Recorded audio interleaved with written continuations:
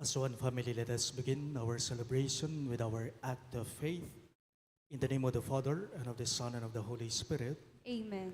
The grace of our Lord Jesus Christ, and the love of God, and the communion of the Holy Spirit be with you all. And with your spirit. My dear friends, to prepare ourselves to celebrate these sacred mysteries, let us call to mind all our sins.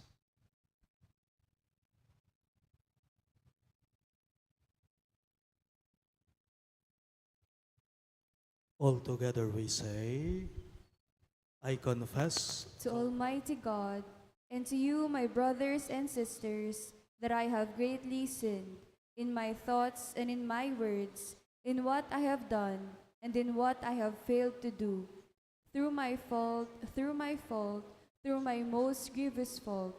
Therefore I ask Blessed Mary, ever Virgin, all the angels and saints, and you, my brothers and sisters, to pray for me to the Lord our God. May Almighty God of mercy on us, forgive us our sins, and bring us to everlasting life. Amen.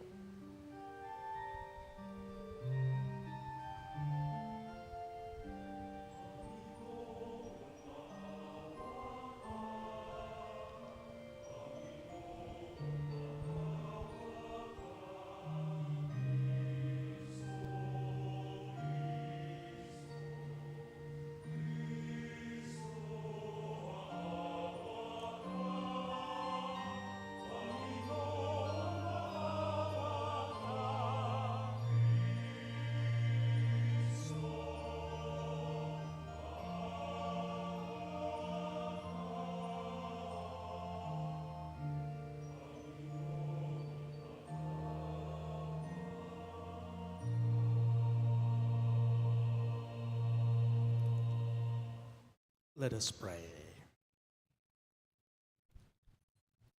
Listen kindly to our prayers, O Lord, and as our faith in your Son, raised from the dead, is deepened, so may our hope of resurrection for your departed servants also find new strength through our Lord Jesus Christ, your Son, who lives and reigns with you in the unity of the Holy Spirit, one God, forever and ever. Amen.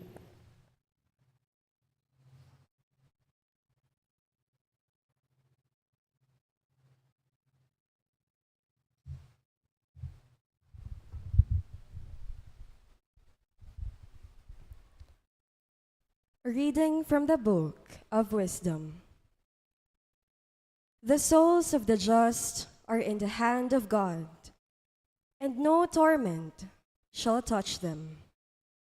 They seemed, in the view of the foolish, to be dead, and their passing away was thought an affliction, and their going forth from us utter destruction. But they are in peace. For if before men, indeed they be punished, yet is their hope full of immortality. Chastised a little, they shall be greatly blessed, because God tried them and found them worthy of himself. As gold in the furnace, he proved them, and as sacrificial offerings, he took them to himself. In the time of their visitation, they shall shine, and shall dart about as sparks through stubble. They shall judge nations and rule over peoples, and the Lord shall be their king forever. Those who trust in him shall understand truth, and the faithful shall abide with him in love. Because grace and mercy are with his holy ones, and his care is with his elect. The word of the Lord. Thanks be to God. In our responsorial psalm, let our response be, "The Lord is my shepherd, there is nothing I shall want." The Lord is my shepherd, there is nothing I shall want. The Lord is my shepherd, I shall not want. In verdant pastures, he gives me repose. Beside restful waters, he leads me. He refreshes my soul. The Lord is my shepherd, there is nothing I shall want. He guides me in right paths for his name's sake. Even though I walk in the dark valley, I fear no evil, for you are at my side. With your rod and your staff, that give me courage. The Lord is my shepherd, there is nothing I shall want. You spread the table before me in the sight of my foes. You anoint my head with oil, my cup overflows. The Lord is my shepherd, there is nothing I shall want. Only goodness and kindness follow me all the days of my life, and I shall dwell in the house of the Lord for years to come. The Lord is my shepherd, there is nothing I shall want.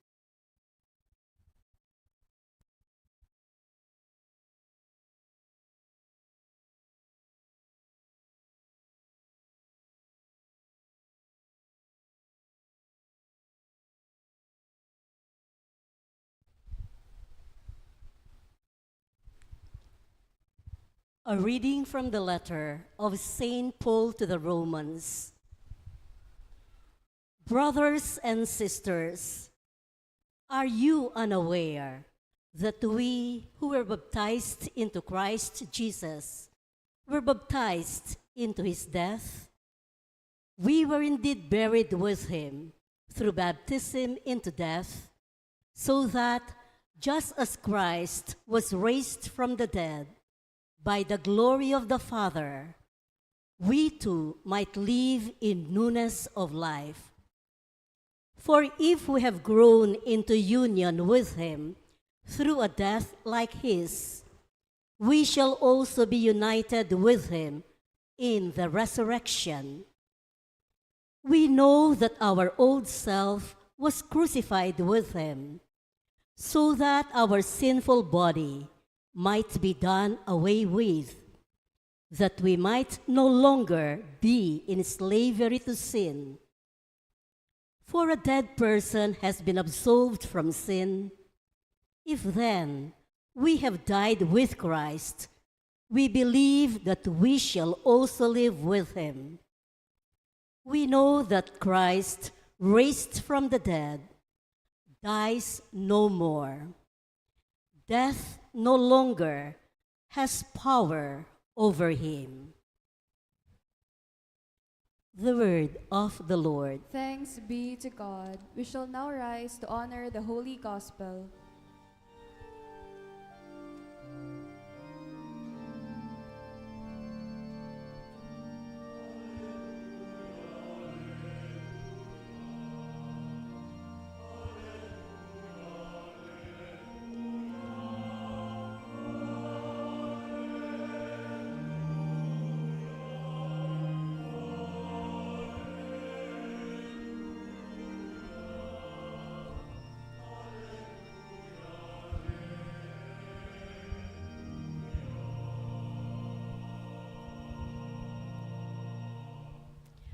God so loved the world that he gave his only Son, so that everyone who believes in him might have eternal life.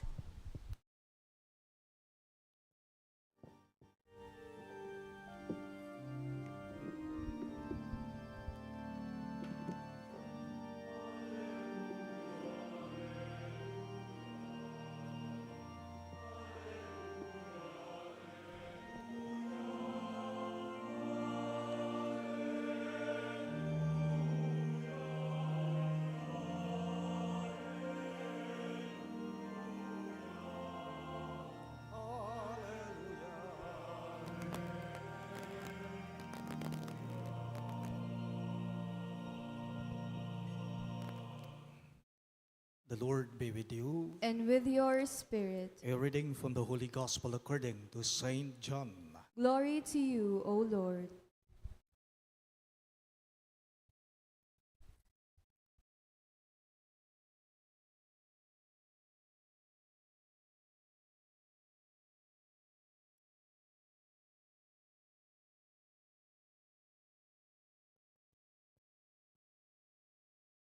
Jesus said to the crowds, "Everything that the Father gives me will come to me, and I will not reject anyone who comes to me, because I came down from heaven not to do my own will, but the will of the one who sent me.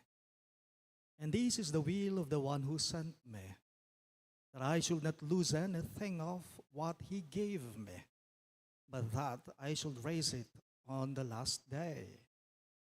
For this is the will of my Father, that everyone who sees the Son and believes in him may have eternal life, and I shall raise him up on the last day."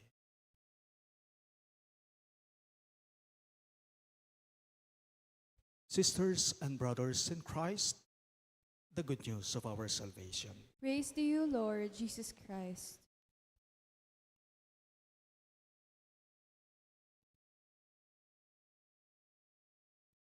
Good morning, dear everyone.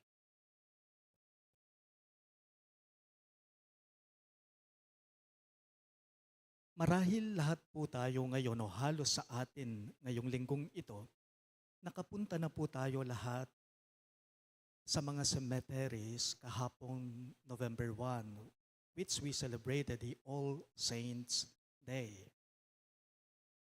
Upang ipagdasal natin yung mga minamahal nating yumao na.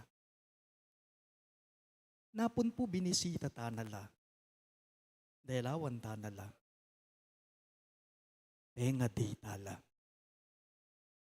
Yung iba nga sa atin kahit hindi November 1 or November 2, kung minsan weekly nasa sementeryo sila, dumadalaw sa mga minamahal na yumao nila.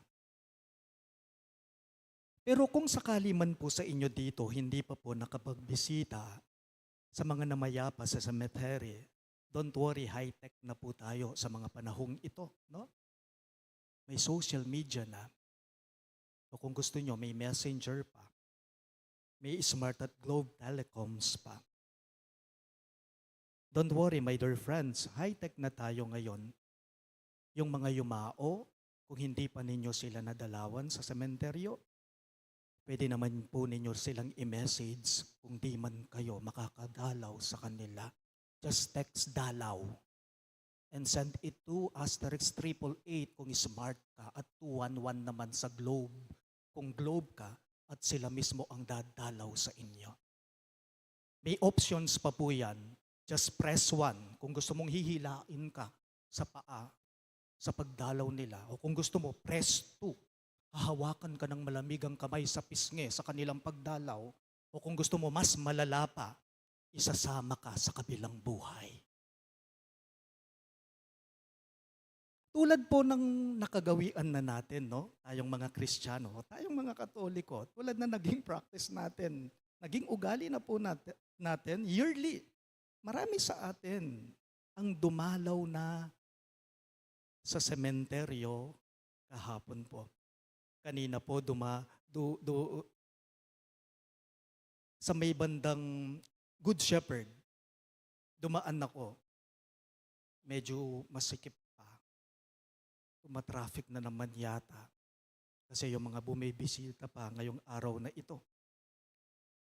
Dumalaw na tayo, bumisita na tayo sa mga sementeryo at ito'y isang patunay lamang po na mas maiging tayo na ang dumalaw sa kanila kaysa sa sila ang dumalaw sa atin, hindi ba?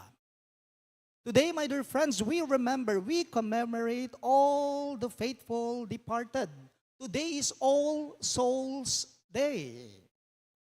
Pag anakamo po, ene adayig ning kamatayan ing lugod. Ene adayig ning kamatayan ing lulugod. Death cannot conquer love. Love cannot be overcome by death. Alam po ninyo, may malalim na kahulugan po ang ipinagdiriwang natin ngayong linggong ito. Tiyempo, linggo ito, November 2. May malalim na kahulugan ng ating iginugunita, ipinagdiriwang ngayong linggong ito. Pansinan niyo po, ingaws tamo king amanong kamatayan, king Tagalog. Sa Filipino may tawag tayo sa salitang ito, kamatayan, and we call it in Tagalog, sumakabilang buhay. Sumakabilang buhay, meaning, no man pala mawawala. Nune, ila, manaliwala, may naliwala. No man pala mawawala, nune, ingge karela, may naliwaya. Hindi naman talaga sila nawawala, kundi sa kanila ang buhay nila nag-iba. And we can see it in the preface or preface for the dead. And it says, indeed, for your faithful Lord, life is changed, not ended. Ito po'y naririnig natin sa pastol sa Parish sa tuwing tayo ay nagsisimba, lalong-lalo na sa mga funeral masses. Sa preface, may binabasa ang pare. Indeed, for your faithful Lord, life is changed and not ended. Kung may tinatawag po tayong nag-ibang bansa, halimbawa, may kapamilya ka, nag-abroad siya, nag-ibang bansa siya. Pero sa mag-asawa, kung ang isa nagtaksil siya o nanloko siya, di ba ang tawag natin siya sa sitwasyon na gano'n ay sumakabilang bahay o sumakabilang bakod kaya. Pero mayroon din naman po, ang pinagdiriwang natin ngayon, sumakabilang buhay. Sumakabilang buhay. Dating awsan tamong may naliwan na king biye, o linipat na king kasumagi da biye, o ba't mabiyela pa? Sila na namayapa na, nawala na, bakit hanggang ngayon kahit wala na sila, sa atin ay buhay na buhay pa sila? Bakit? Kasi naman ing biye mayayakit yaking lugod. Nepo? Ang halaga ng buhay, nakikita yan sa pagmamahal, sa taong nagmamahal, sa taong may minamahal. Sabi nga po ni St. John, God is love. And it emphasizes the idea that love is the fundamental aspect of God's nature. Sabi po ng isang awit, karamihan sa atin ay alam natin ito, pagkat ang Diyos natin ay Diyos ng pag-ibig. Pagkat ang Diyos natin ay Diyos ng pag-ibig. At uling ing Diyos, lugod ya, anong makanyan, alang kamatayan kaya, karing pakamalana, at ita mo ita. At ing lugod ta mo king metong at metong, ito'y isang patunay lamang po na higit mahalaga at malakas nga naman ang pagmamahal kaysa sa kamatayan. Yun lang. Tanong lang po, bakit bumibisita tayo o dumadalaw tayo sa mga kampo santo, sa mga sementeryo kahit minsan lamang sa isang taon? Ano bang dahilan? Patay na ang mga yan eh. May magagawa pa ba sila? Bakit bumibisita tayo sa kanila, dumadalaw tayo sa kanila kahit minsan lamang sa isang taon? Kalupa na po ning sinabi ko, kasi ene po adayig ning kamatayan ing lugod. Kasi ene po adayig ning kamatayan ing lugod. Kapilan man ene apaklud ning kamatayan ing tune at mabye matibe tamong lugod karing kay katamong meteng pa kamalan.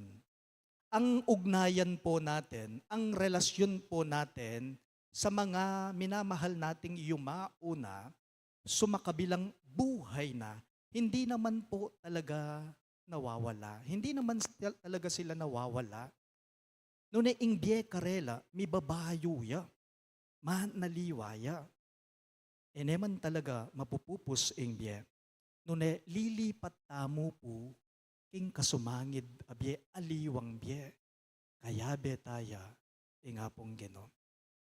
Sa mga minamahal nating yumao sa kanila, hindi na po tayo nag-aalala. Ngunit ngayong linggong ito, sila ay ating inaalala. Ulitin ko po, sa kanila, di na tayo nag-aalala, kundi ngayong linggong ito, sila ay ating inaalala. Dingkay katamong pakamala na mayango na biye, tano po pi gaganakan. Nune gaganakan tala, kaniting kapag masusyan. Tano pi gaganakan kasi atsuno king tunedang santungan. Kaya pa nala, nune gaganakan tala kaniting kapag masusyan. Yes, we remember them, but we do not worry about them. Why? Because we know that they are now in the good hands of God, in the loving arms of the Father. Today, our faithful departed, we honor them, we remember them, yes, and we thank them. We remember these people who were not just close to us, but whom they have shared their love for us. Yes, we miss them, but we do not lose them. Those who touch our lives stay in our hearts forever. Amen. Please all rise. We now profess our faith. I believe in one God, the Father Almighty, maker of heaven and earth, of all things visible and invisible.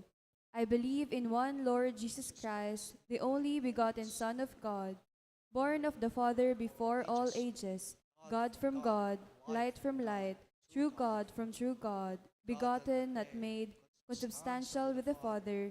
Through him all things were made.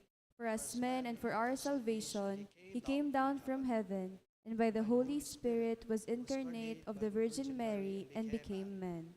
For our sake he was crucified under Pontius Pilate, he suffered death and was buried, and rose again on the third day in accordance with the Scriptures. He ascended into heaven, and is seated at the right hand of the Father.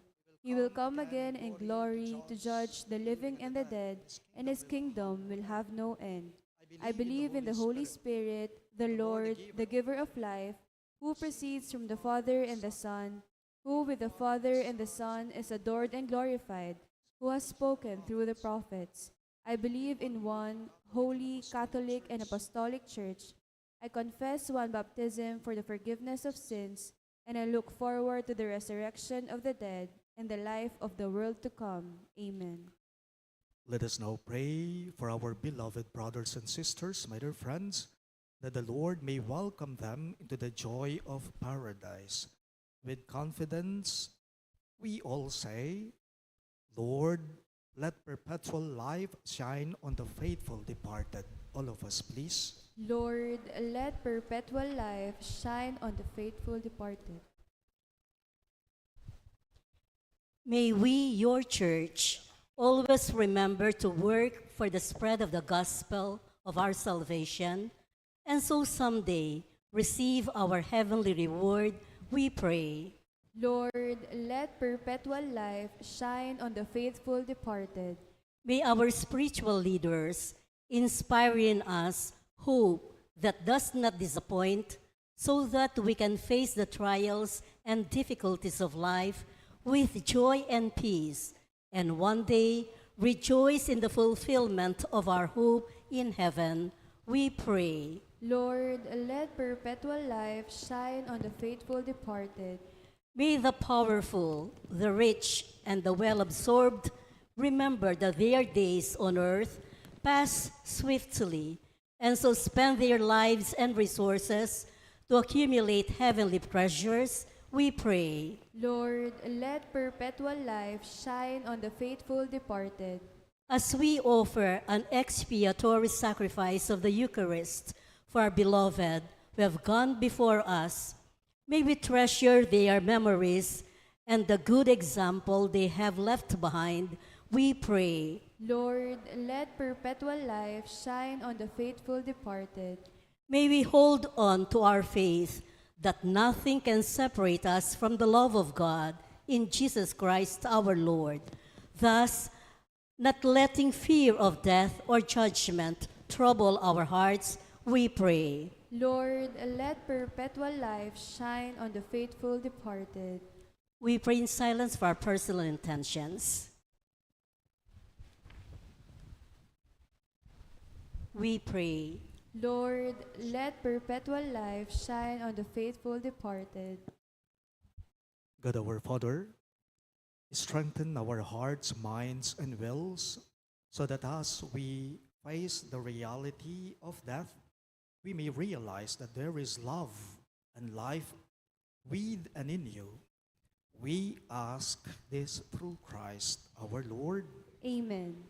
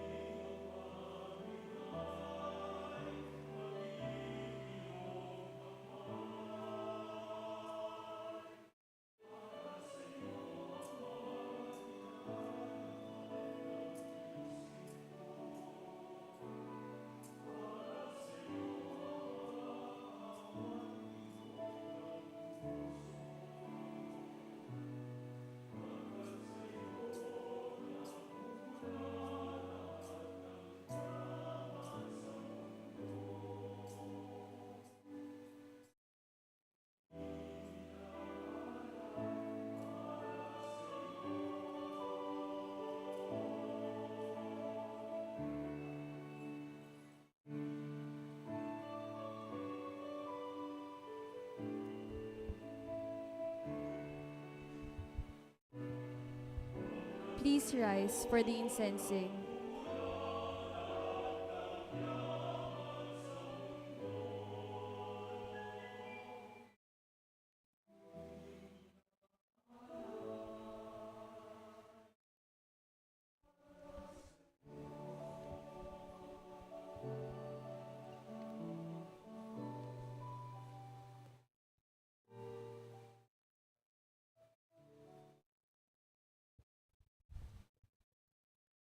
Pray, my dear friends, that my and your sacrifice may be acceptable to God, the Almighty Father.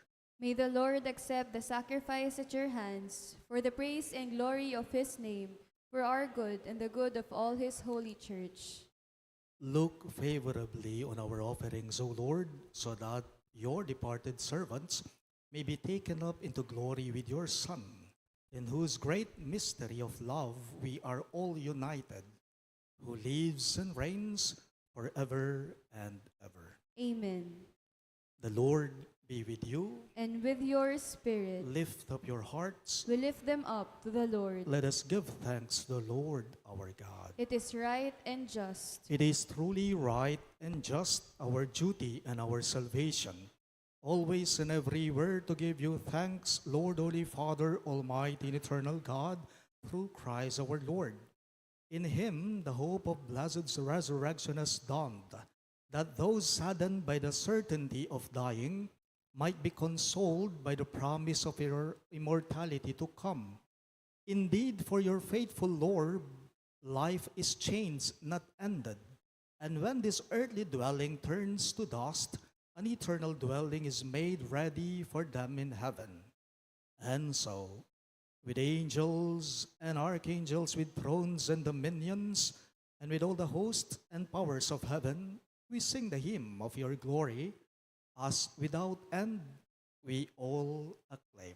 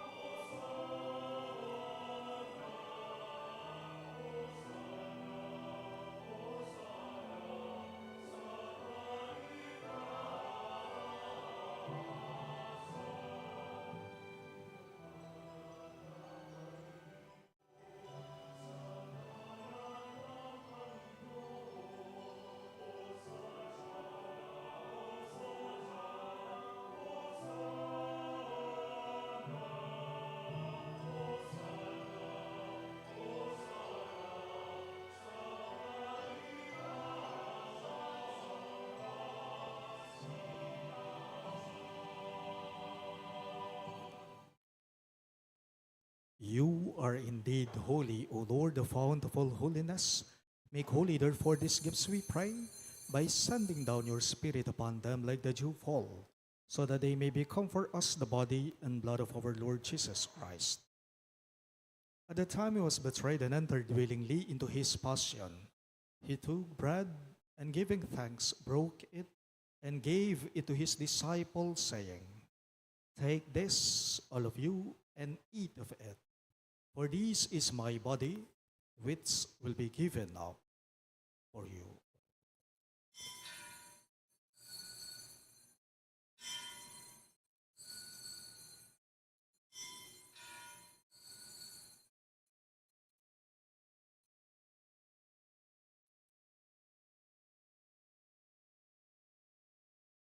In a similar way, when supper was ended, he took the chalice and once more giving thanks, he gave it to his disciples, saying, "Take this, all of you, and drink from it.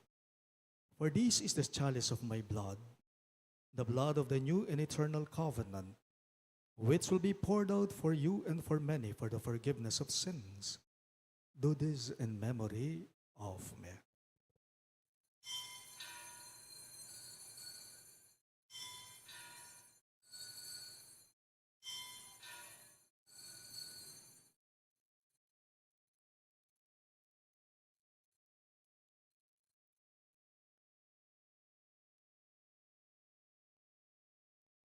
The mystery of faith.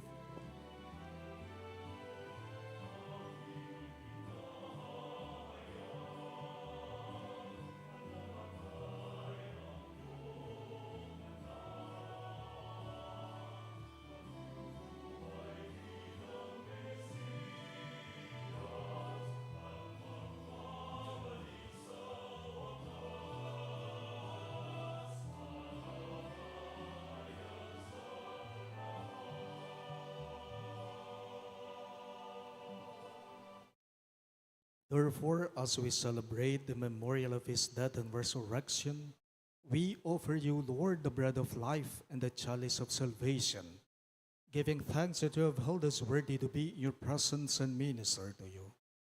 Humbly we pray that partaking of the body and blood of Christ, we may be gathered into one by the Holy Spirit. Remember, Lord, your church spread throughout the world and bring her to the fullness of charity. Together with Leo, our Pope, Florentino, our Bishop, Pasiano, our Bishop Emeritus, Ricardo Jesus, our Parish priest, and all the clergy. Remember also our brothers and sisters who have fallen asleep in the hope of the resurrection and all who have died in your mercy. Welcome them into the light of your face. Have mercy on us all, we pray, that with the Blessed Virgin Mary, Mother of God, with Saint Joseph, her most chaste spouse, with the blessed apostles, Saint Jude, Thaddeus, and all the saints who have pleased you throughout the ages, we may merit to be co-heirs to eternal life and may praise and glorify you through your Son, Jesus Christ. Through him, with him, and in him, in the unity of the Holy Spirit, all glory and honor is yours, Almighty Father, forever and ever.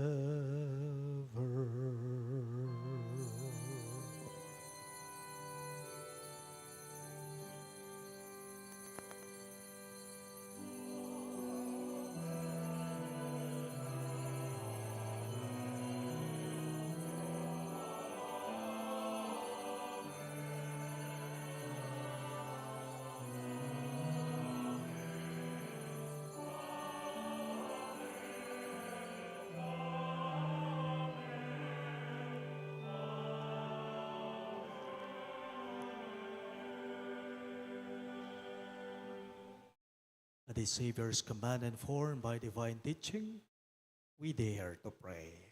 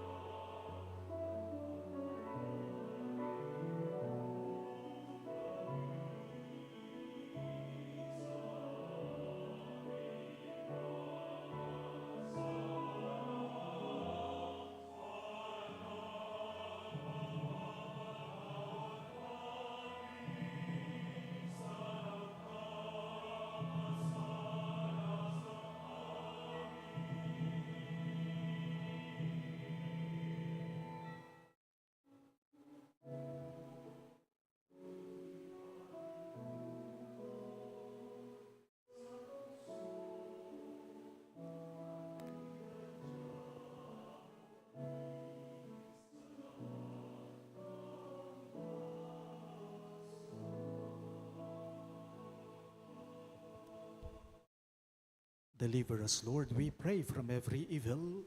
Graciously grant peace in our days, that by the hope of your mercy, we may be always free from sin and safe from all distress as we await the blessed hope and the coming of our Savior, Jesus Christ.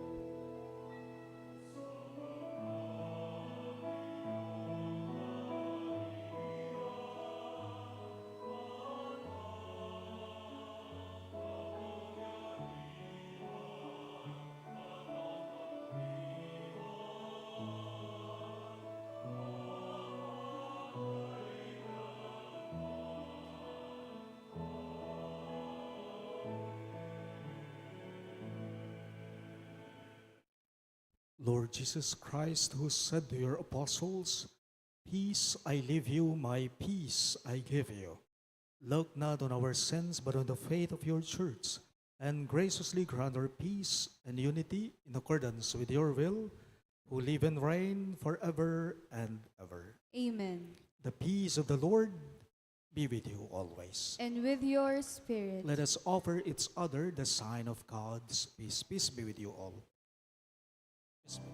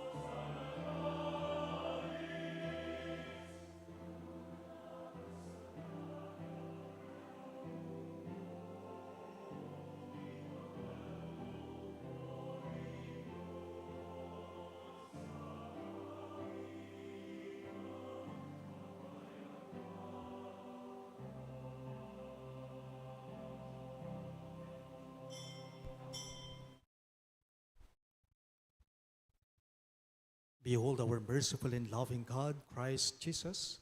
He is the Lamb of God who takes away the sins of the world. Happy are those who are called to his supper. Lord, I am not worthy that you should enter under my roof, but only say the word, and my soul shall be healed.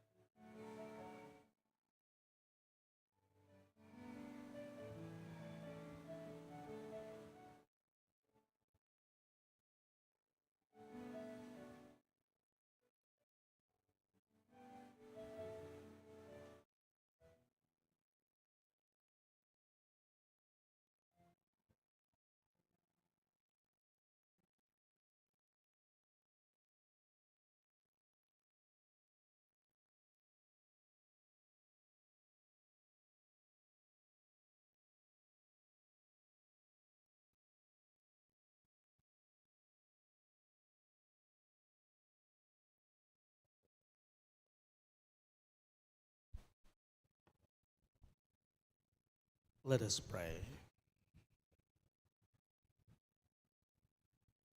Grant, we pray, O Lord, that your departed servants, for whom we have celebrated this Paschal sacrament, may pass over to a dwelling place of light and peace. We ask this through Christ our Lord. Amen.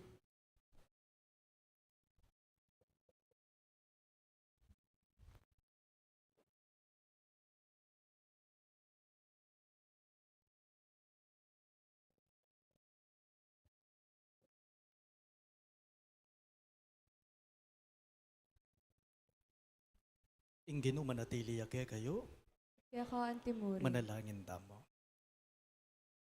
O Diyos ay ibami, king kapamintuana, king kay kang kaburian, ing ginuming Yesu Kristo, linupig na ing kamatayan, at sinubli ang mebye. At king pangakutkut na, king meto nga pansyon, pe babanalanala, ring pansyon, daring sablang sasal pantaya kaya. Ang yang ding katawan dangeni at sula, painawa king gabun, panaligan da king ilaman, kalupa ng Kristo, subli lang biye pa si bayo. Ipagkalugmo sana o Ginoo karing pakamalan ming meyango na biye, ing kapainawan at kapayapan, ang gakingaldo ai kapatalakaran mong maligaya, at iwangis mulat iyabe ke kakapilan man. Itingan po adwan me, king kapamilatan ng Kristong Ginume. Amen.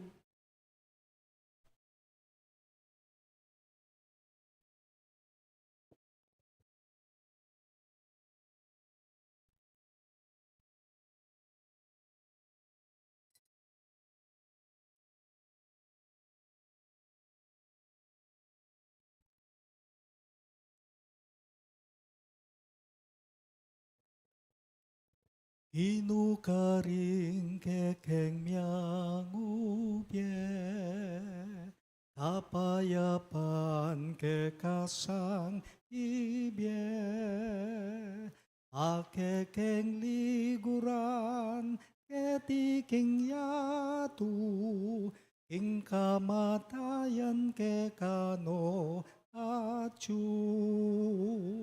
Akekeng liguran ketiking yatu, ing kamatayan kekano acu. Ginu para karela, kapayapan kekeng aduan.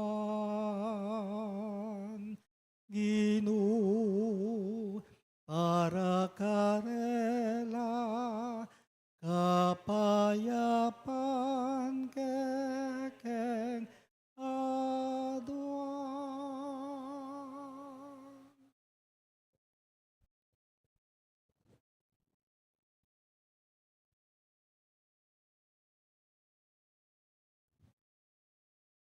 The Lord be with you. And with your spirit. Bow your heads and pray for God's blessing.